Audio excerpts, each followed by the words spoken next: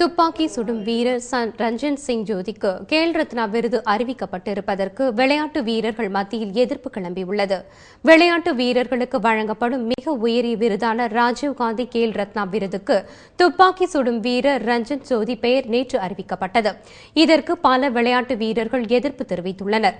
இதுபற்றி வட்டு வீசுவதில் சர்வதேச அளவில் சாதனை படைத்துள்ள கிருஷ்ணா போனிபா கூறுகையில், ரஞ்சன் ஜோதி விட விளையாட்டுத் துறையில் சாதனை படைத்த தன்னை போன்று பலர் உள்ளனர் என்றும் மத்திய விளையாட்டுத்துறை அமைச்சரை சந்தித்து இது பற்றி விளக்கம் கேட்பேன் என்றும் கூறியுள்ளார்.